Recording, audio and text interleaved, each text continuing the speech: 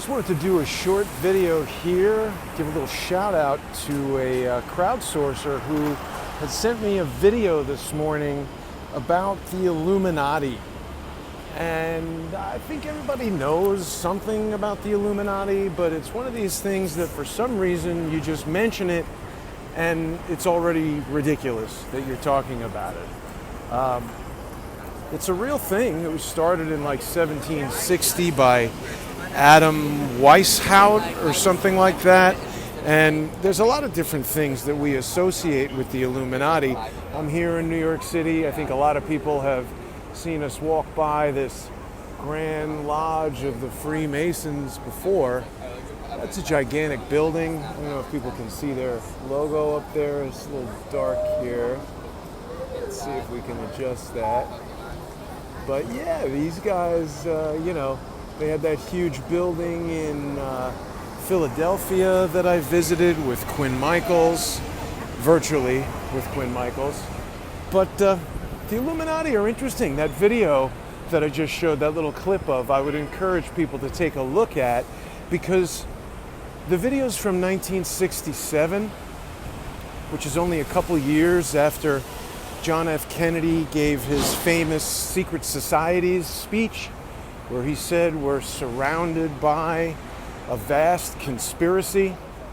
And I think at the time people thought he was talking about communism. It's really fascinating to see how that Illuminati video talks about, the Bolsheviks and how the czars were ousted from Russia in World War I, and how Nazism and communism and World War II and all the stuff that's happened that we all know about, ties into this grand plan from this dude, Adam, is it Weishaupt? People should look that up. I might have that wrong. But, this guy had a plan that was a generations-long plan for world domination through the control of thoughts and ideas, I believe first through religion and then through mass media. That documentary makes a point of saying that controlling mass media, many times it mentions that, is the key to controlling what people think. And that's not just the news, of course. It's Hollywood, it's television, and now social media. Social media is huge. And I remember when I first got onto Facebook, I remember reconnecting with a friend who I hadn't spoken to in a long, long time. And we were talking about, Obama had just been elected. And I had just gotten on Facebook and reconnected with this person for the first time in 10 or 15 years. And so I think most people agree that social media had virtually no impact on the 2008 election. And I also think most people would agree that without the influence of social media, Donald Trump may well not have won the 2016 election. So something I've been talking about for quite a while is this notion of maybe less than honest people trying to control the information sphere in the social media world. And I think we know who these people are. I want to talk about them a little bit because they're up to something. Now, people might have seen my Only on Patreon show this Saturday with Quinn Michaels. We were experiencing substantial technical disruptions during that show. Normally, I get between 230 and 260 megabits per second. That's the internet speed at the apartment that I broadcast from. I pay for 300, there's a little overhead, whatever. 230, 260. The broadcasts go out at about 2. So they really don't tax that at all. And remember, folks, if you come to New York City, this truck and this company are selling fake weed. Marijuana is illegal in New York. Don't buy anything from them. Back to the topic, of course. Somehow, coincidentally, during the broadcast with Quinn, the speed went down to 0.2 megabits per second. That's very, very slow. That was the download speed, and obviously that would directly affect my ability to receive video and audio communications from Quinn Michaels via Skype. And it's the second time in a week that happened, although Time Warner was reporting no outages in my building or at my place of service for their internet service, and I've had it's Spectrum now.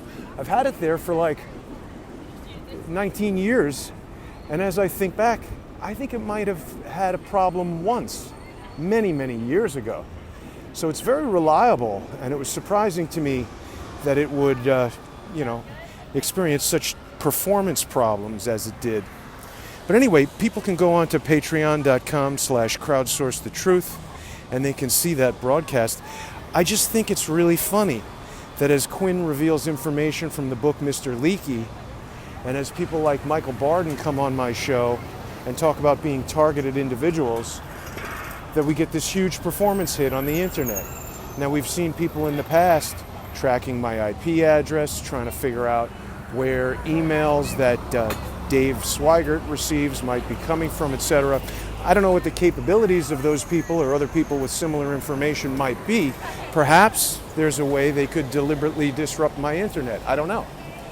But there are other things happening that cause me to say, I don't know how many people are familiar with a series of videos that I've done with a guy named Marcus Conti.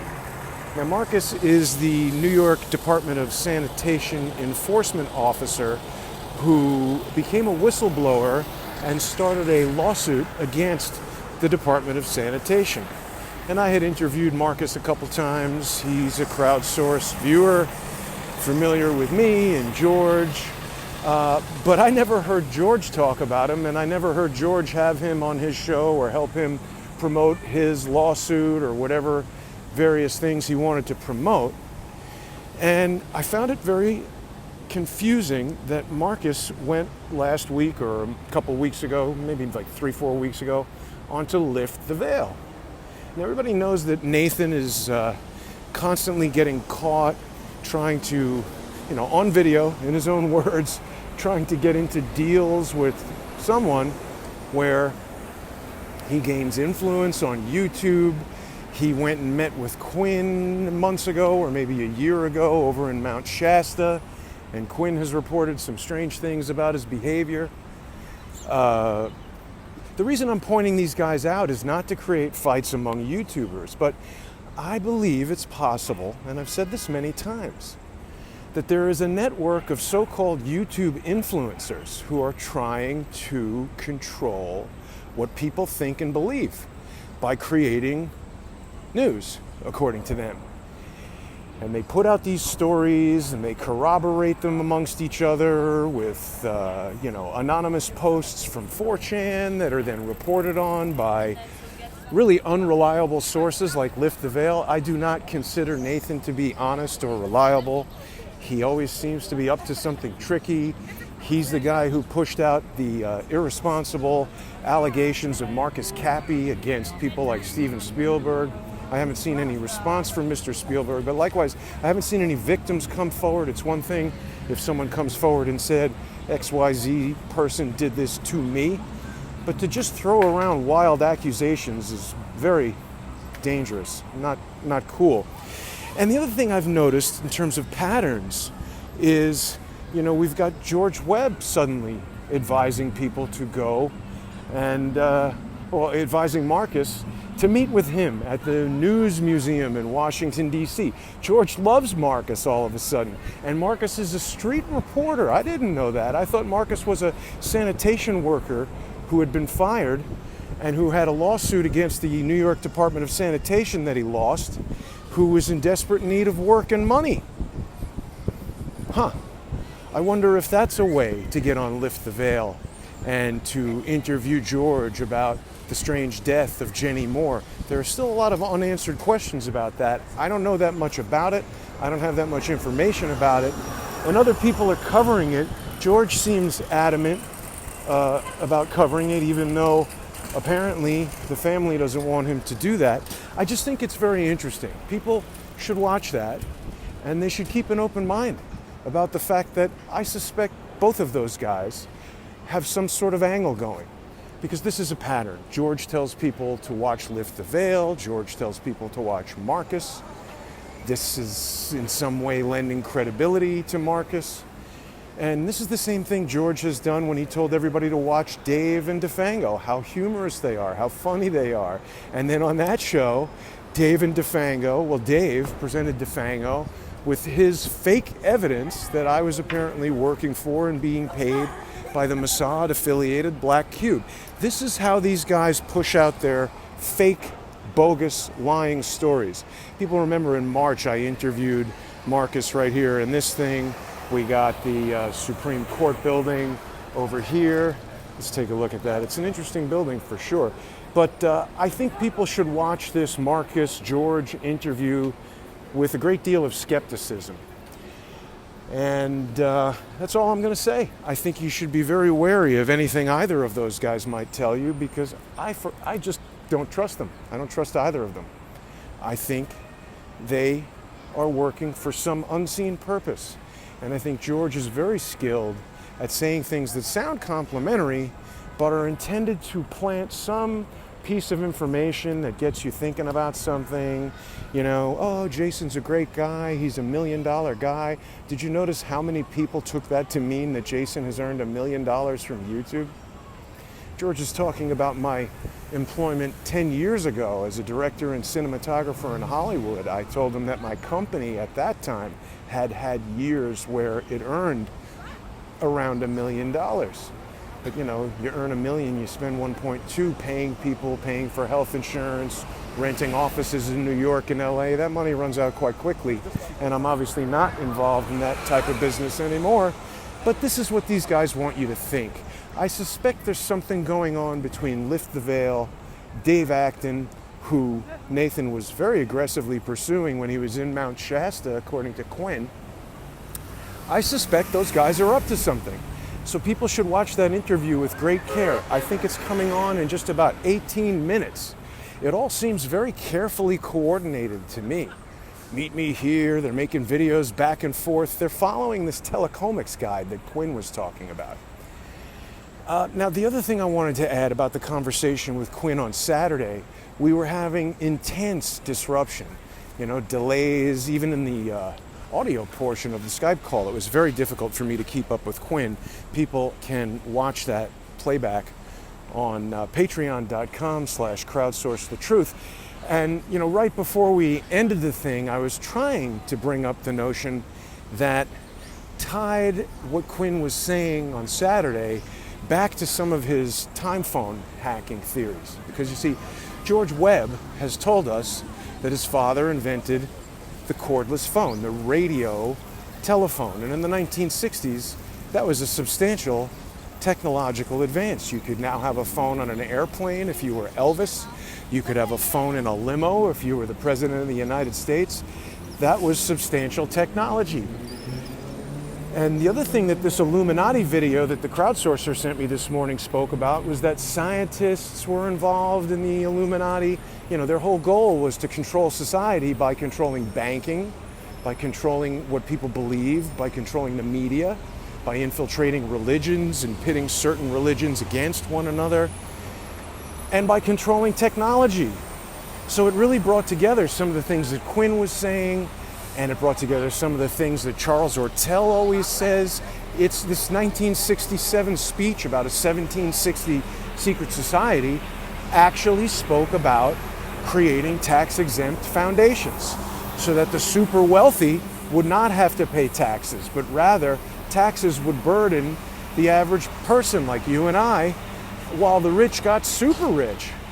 And it just caused me to think, well, gee, is the Clinton Foundation an extension of this Illuminati plan where everybody around the world can put money in there and enjoy the tax-exempt status of the 501c3 and do all the screwy business that Charles tells us about every week on Sunday with Charles? I don't know. It sure seems like it. It sure seems related to me. Anyway, the thing I was trying to tell Quinn was that, you know, George has told us that SEIU union members came to their house and strong-armed their dad to steal the patent. Well, what if, like virtually everything George says, that's just a partial truth? It's a lie based on truth. A little bit of it might be true, or maybe it's true. I don't know. I'm just speculating. But What if those guys who came to their house said, hey, George Henry Swigert, we like that wireless phone technology, we want it. You can join our secret society and enjoy money and protection and all the great things you get when you're on the crew, or you could choose to not do that, in which case we'll kill you and your family and take the technology anyway. Seems like an easy choice. And again, this is speculation, but that would certainly seem like a way that the Swigerts got into a family business whereby George and Dave would potentially be on that team.